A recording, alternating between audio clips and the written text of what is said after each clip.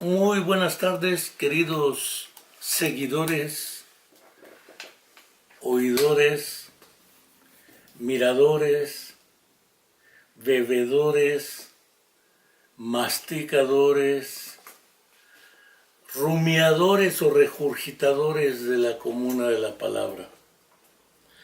Contra mi voluntad perenne de ser puntual en estas presentaciones, resulta que problemas de energía eléctrica y en consecuencia de la internet me impidieron iniciar como hubiera deseado a la hora acordada.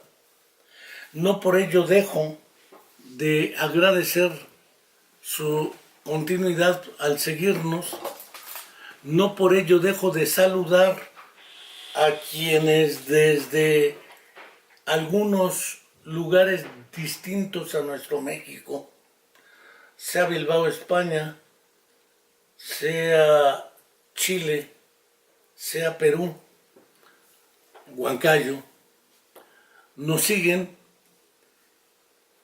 No quiero tampoco dejar, como cada semana lo hago, de recordar que se cumple una semana más y la mentira histórica sobre los 43 estudiantes de la Escuela Normal Rural Raúl Isidro Burgos de Ayotzinapa, Guerrero, sigue sin ser aclarada o precisada.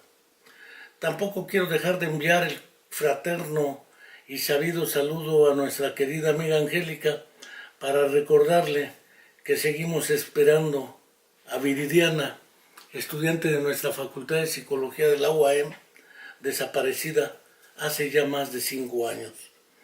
Tampoco quiero dejar, siguiendo lo que ella nos recordó hace 2 semanas, que cuando se hizo el mural de Viridiana en la pared más externa o más hacia las entradas de la UAM, de la Facultad de Psicología, se puso como consigna que ese mural sería borrado el día que apareciera con vida Viridiana.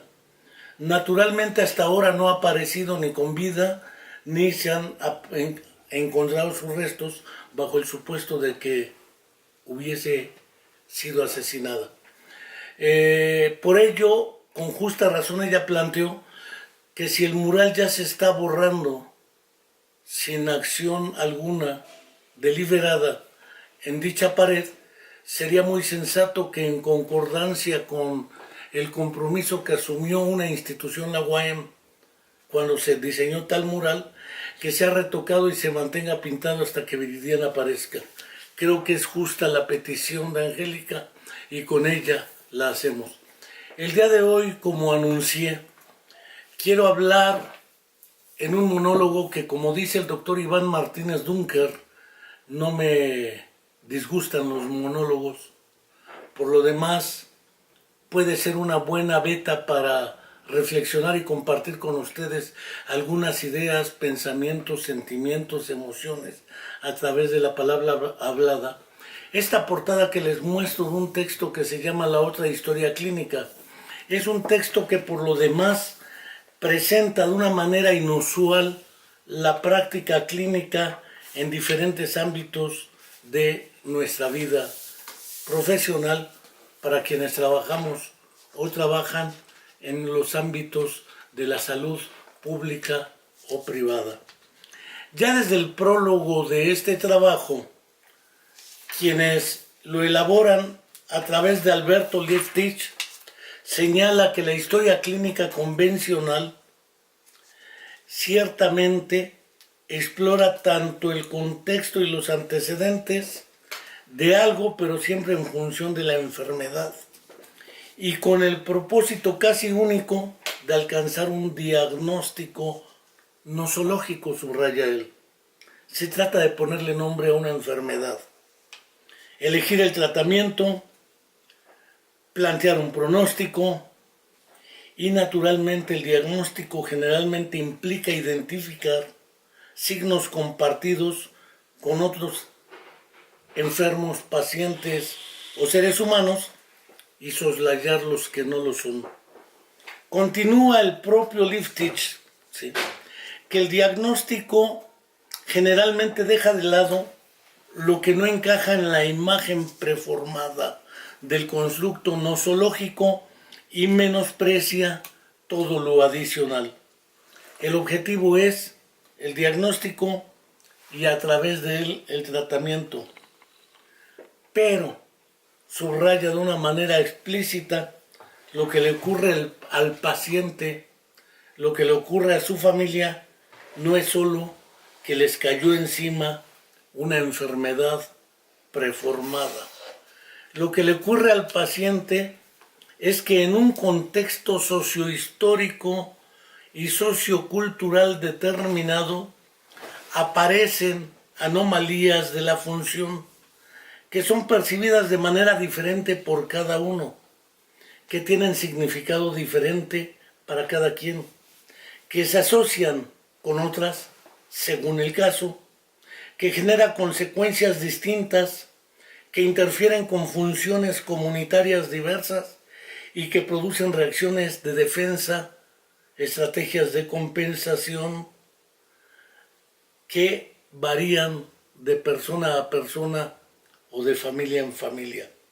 Cada quien la vive de otra manera, cada quien la padece o adolece de manera distinta. La biografía personal siempre es invisibilizada en esta historia clínica.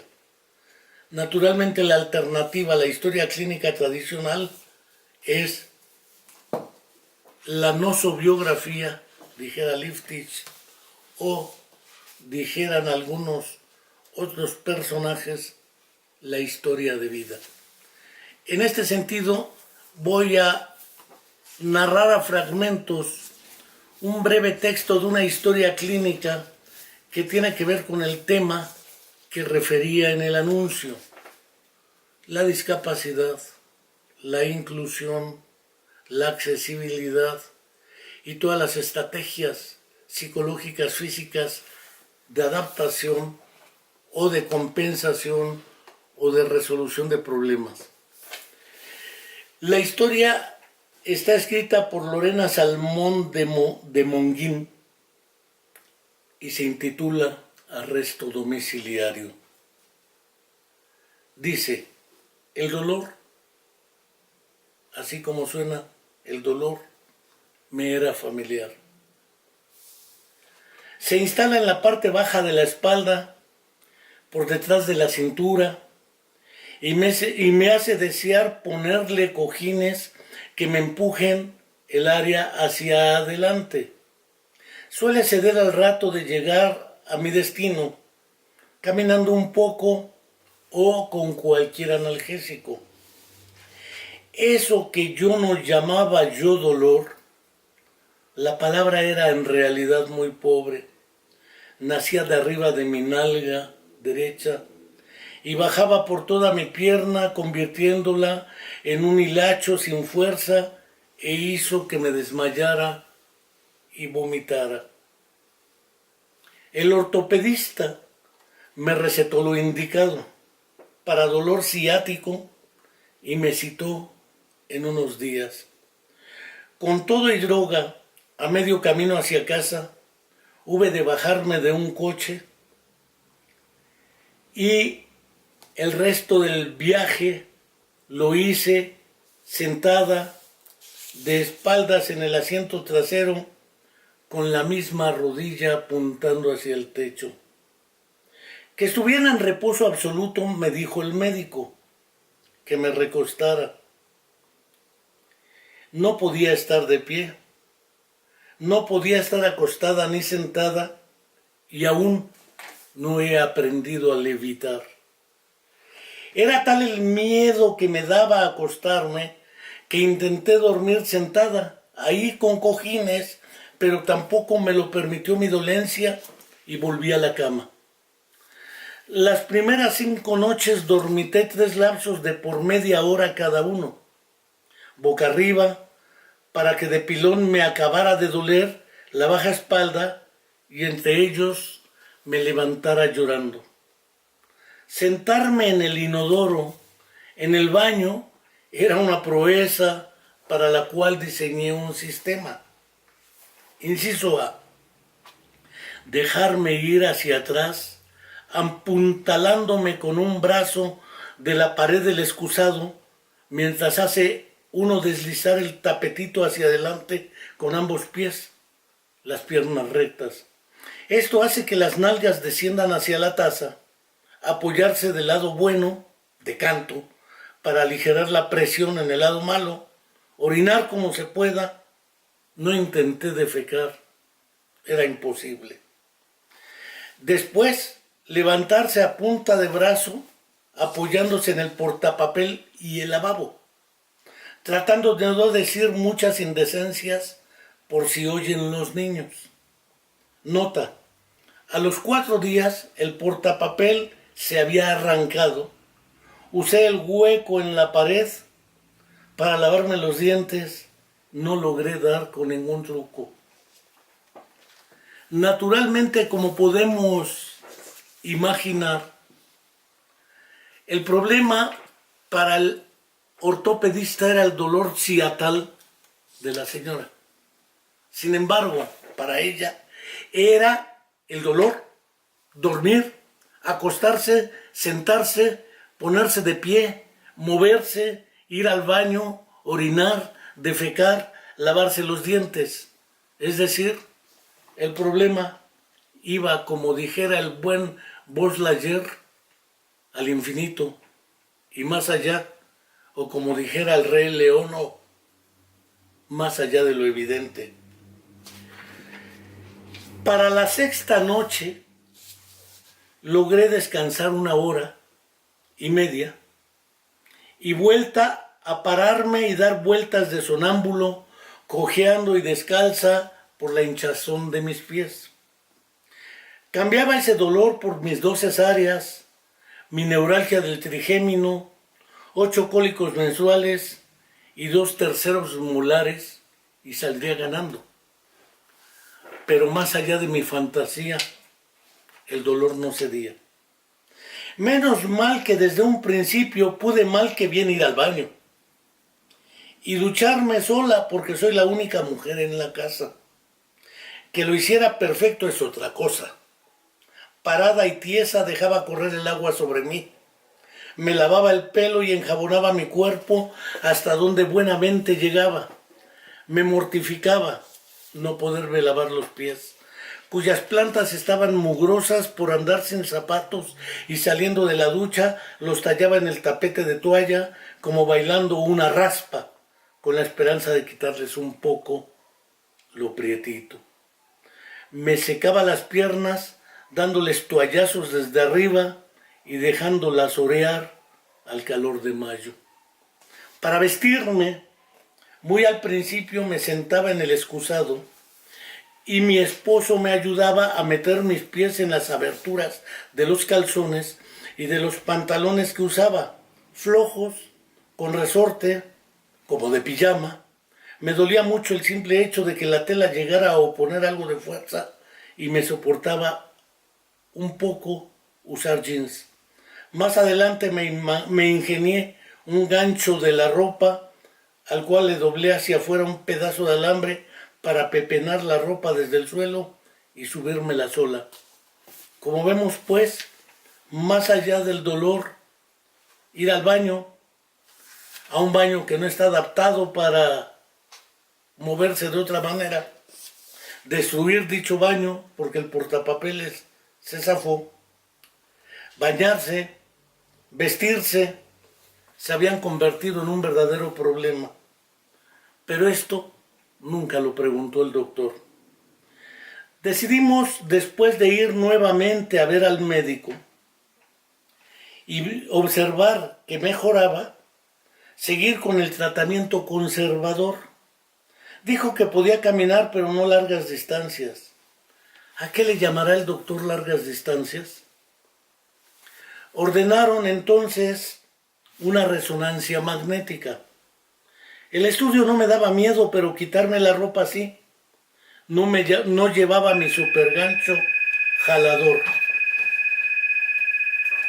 Ahí, en un vestidor muy mono, como la tienda de Polanco, pude desnudarme y ponerme la bata desechable pero no el pantalón.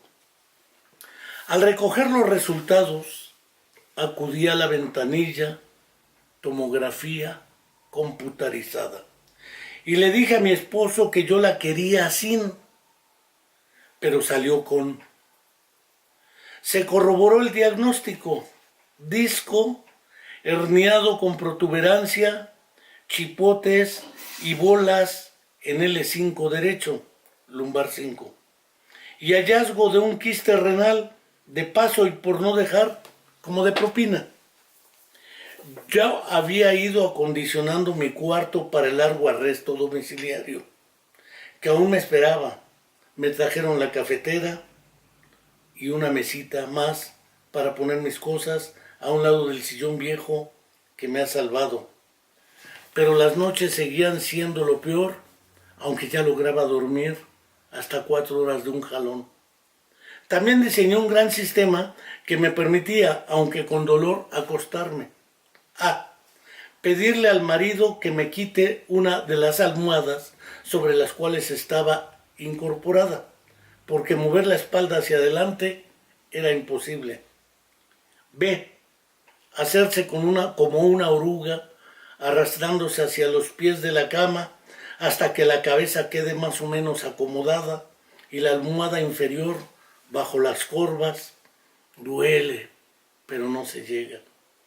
Por las mañanas debía estar de pie y andando tiesa como un robot durante una larga hora para poder sentarme. Si lo hacía antes, el dolor se exacerbaba.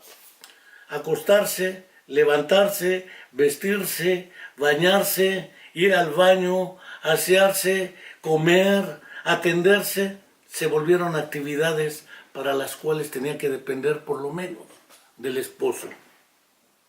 A media mañana me sentía mejor, más ligera. Entonces ya recibía alguna visita de mi mamá, mi hermana o una amiga que me traía noticias del mundo exterior. Les abría desde la ventana con un control remoto, igual que la señora de la limpieza, que viene martes y viernes. A mi pobre mamá le cuesta ya mucho trabajo subir las escaleras de mi casa porque carecen de barandal, y aún me traía cigarros como a los presos y se ofrecía a ayudarme a bañar. ¿Cómo?, me preguntaba yo. ¿Cómo mi octogenaria y diminuta mamá me sostendría para vestirme? Estamos lucidas, le dije. Para el día 20, al fin bajé las escaleras. Solo había bajado con ayuda para ir al médico. Regresé a mi cuarto, escalón por escalón, agarrándome de la pared. Las tardes seguían siendo más molestas. Las pasaba muy adolorida. Se me hinchaban los pies y sentía la pierna como si la tuviera inmensa, con un cubote de hielo, entumida, acalambrada y con hormigueo. Me dolían los jamones, las corvas, los chamorros y los tendones de Aquiles. Cada vez menos, pero a pasito tuntún, demasiado lentamente.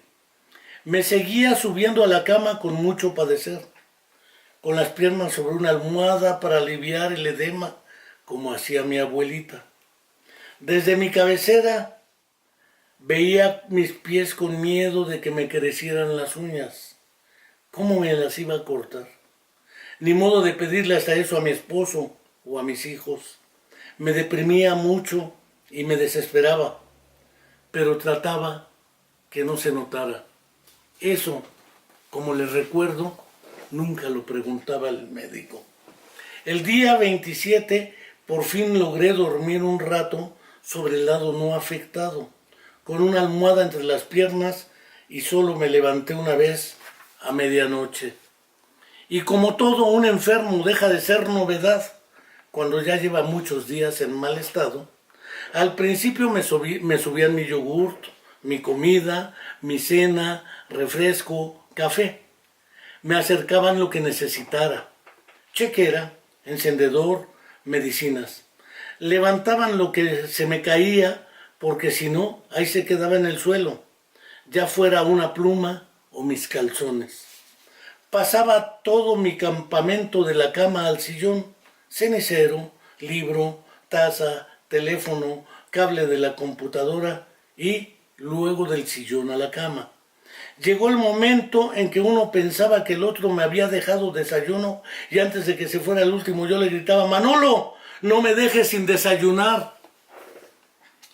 Y ya me subía, como muestra de su caridad y amor filial, un cereal de fibra con yogur, auténtico mazacote que durante mi enfermedad creyeron que me fascinaba.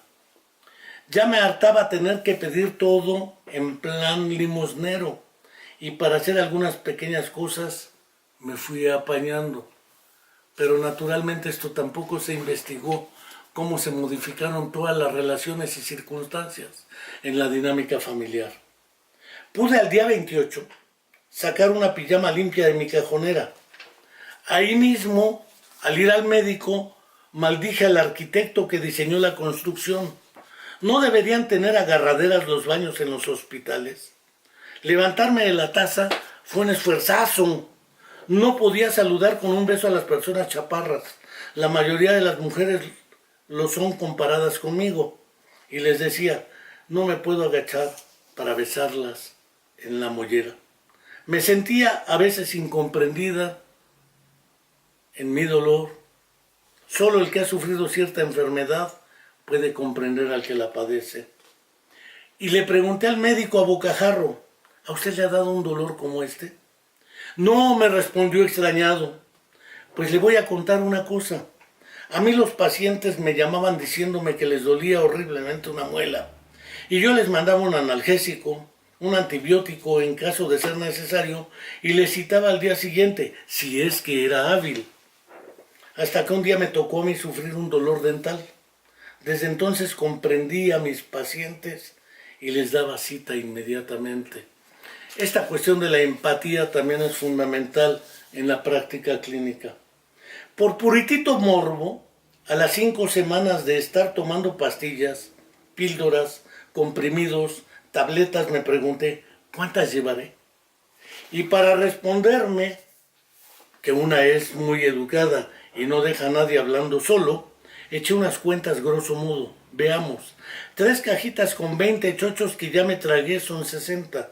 5 días más de la misma son 15, más 7 de las nuevas que me mandaron para completar, más unas 20 que me haya zampado antes de mi crisis, son en total 102 pastillas, píldoras, comprimidos, tabletas de antiinflamatorios y analgésicos surtidos.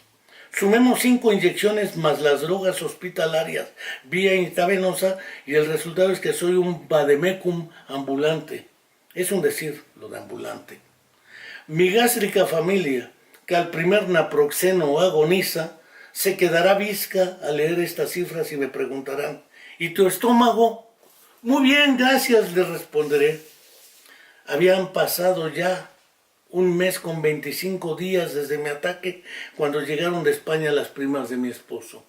Naturalmente el médico tampoco tiene idea de cuánto medicamento consume su paciente y naturalmente al consumir mensualmente pacientes crónicos más de 100 pastillas al mes, pues resulta que luego se preguntan ¿por qué el paciente no toma la medicina tan seguido? ¿Por qué no hay adherencia terapéutica? Fui por vez primera al súper y compré sábanas para las visitas y vituallas 1000 y cogí unas sillas de las que funcionan con batería. Me sentía muy bien, además de que descubrí la diversión de pegarles un sillazo a las otras señoras en las nalgas y cuando voltean y reclaman y la ven a una postrada en una silla con carita de inocente, ellas son las que dicen, perdone usted.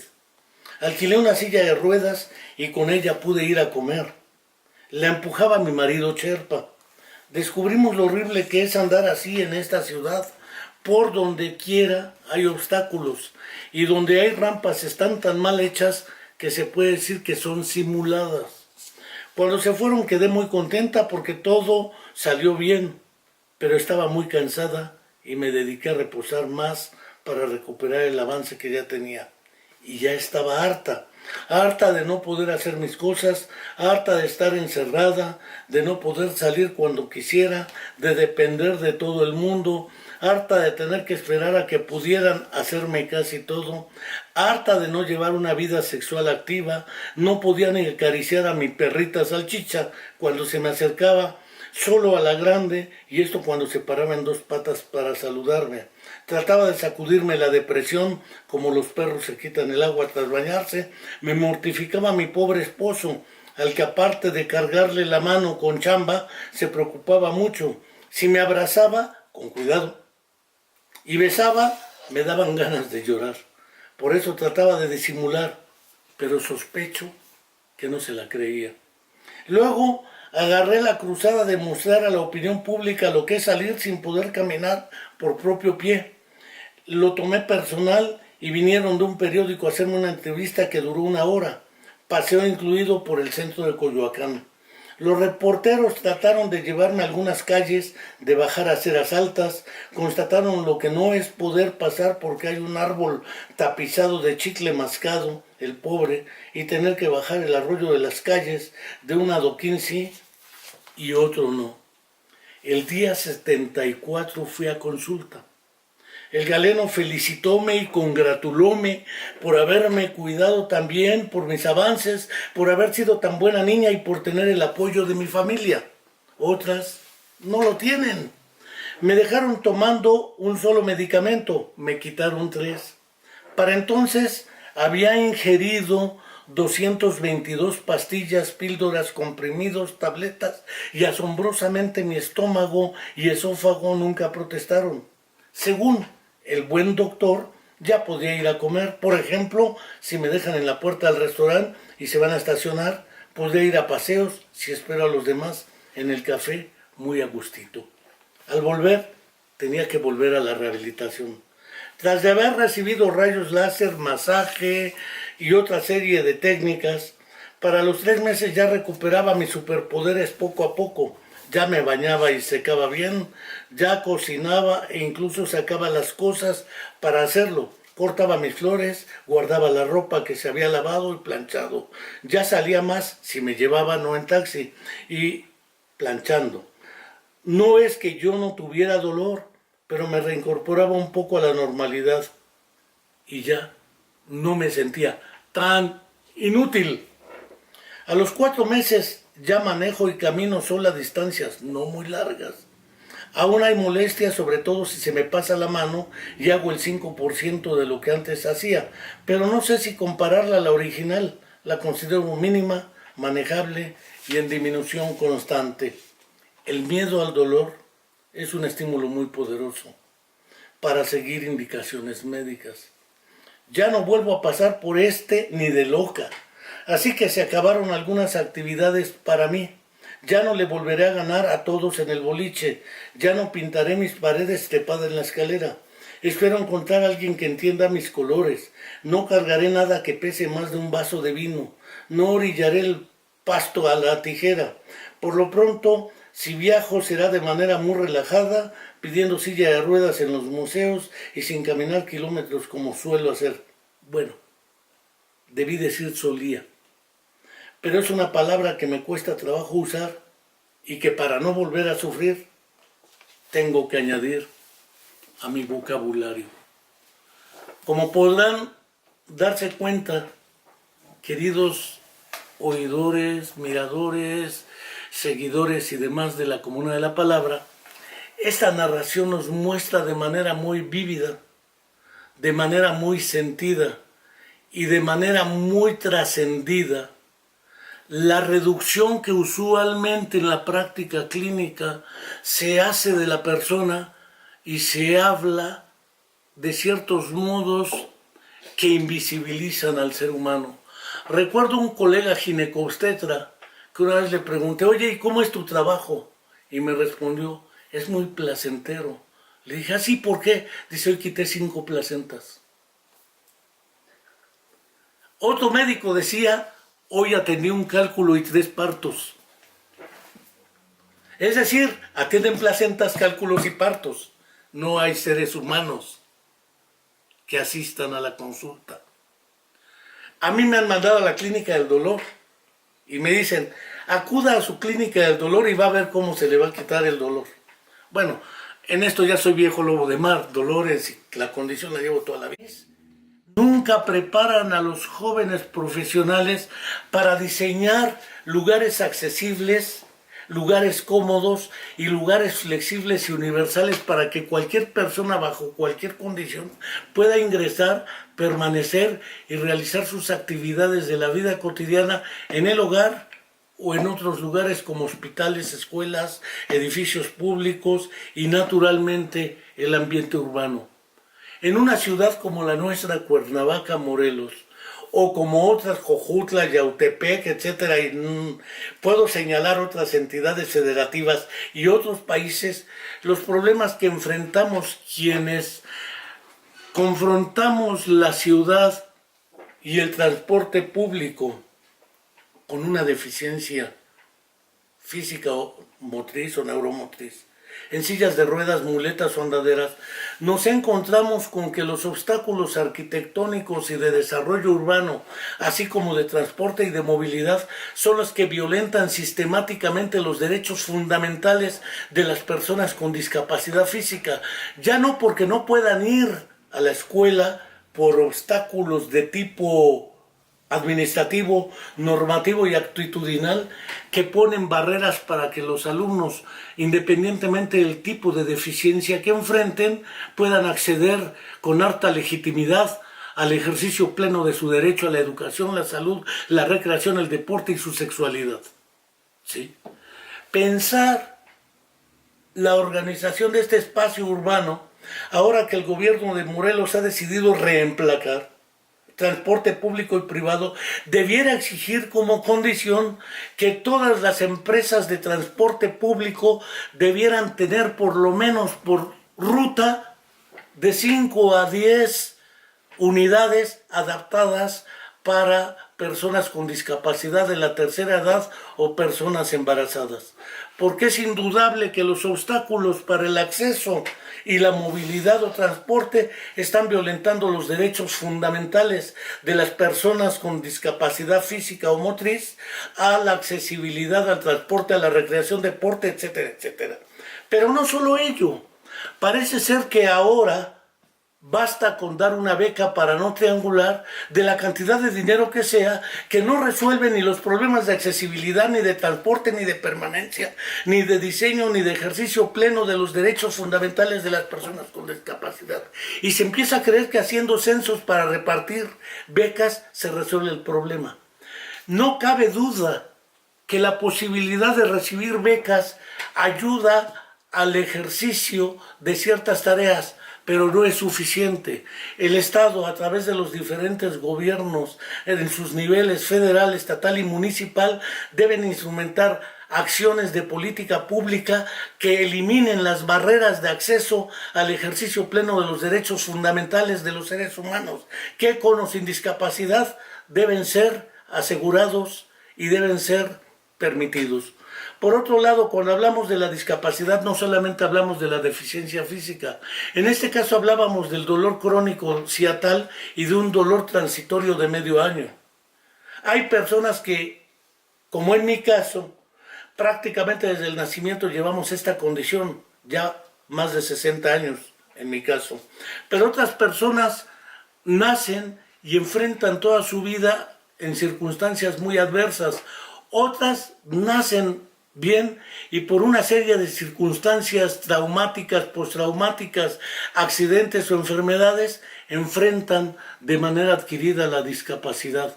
Otros más en los procesos, no debido al envejecimiento normal, pero sí a deterioros cognitivos mayores como las demenciaciones, como las enfermedades crónico-degenerativas que llevan a eventos vasculares cerebrales y a daños neurológicos que generan secuelas.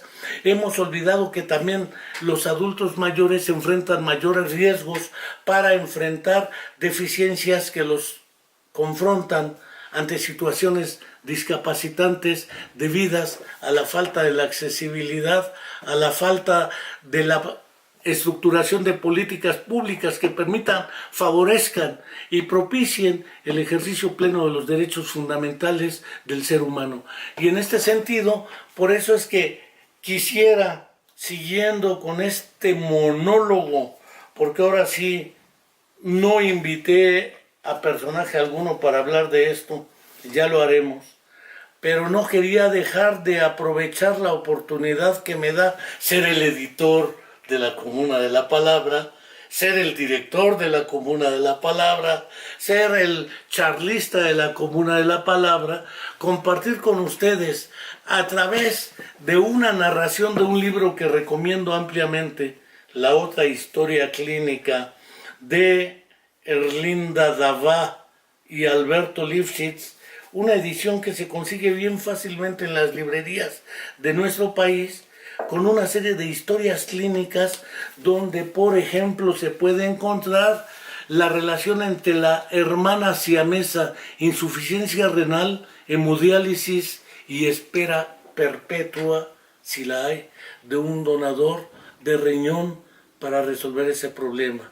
Inyecciones, limpieza de sangre, regresada de sangre 2 veces por semana, cuesta 1,500 en algunos lados. Una hemodiálisis 2 por semana, 3,000 pesos, 3,000 por 4 semanas, 12,000 pesos al mes.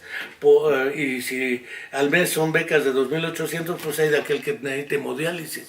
No hay beca que le alcance para enfrentar esto si el sistema hospitalario no lo resuelve, si el sistema de generación de empleos con todos los derechos que se deben tener en cuanto a servicios de salud y en cuanto a derechos laborales y sindicales, pues es evidente que el problema no es ni la ciática, ni la insuficiencia renal, ni la hipertensión arterial, ni la hiperglicemia, la diabetes o lo que queramos.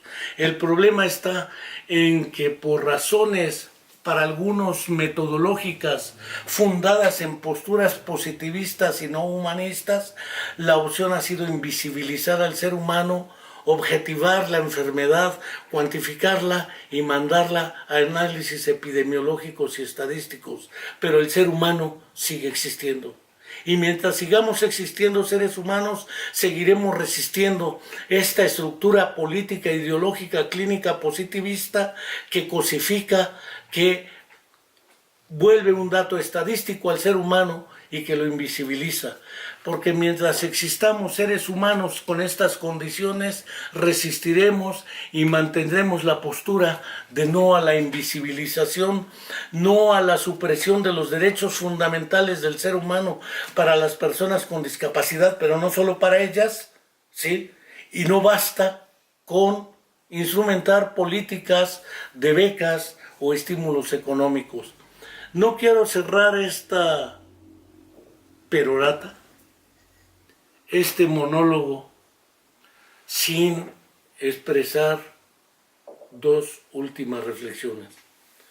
La primera, con la cual hemos mantenido un principio de búsqueda de alternativas a esta realidad, de que sin accesibilidad, sin políticas públicas serias que aseguren el ejercicio pleno de los derechos fundamentales del ser humano, no hay democracia ni izquierda que valga, porque será invariablemente excluyente bajo el supuesto ideológico refutable de que se trabaja para las mayorías, porque las minorías se deben adaptar a las mayorías. Y dicen, claro, las personas con discapacidad son una minoría en este país, o somos una minoría, pero somos una minoría de más de 10 millones, según los cálculos de la Organización Mundial de la Salud, que refieren para poblaciones de alto nivel de desarrollo un 10%,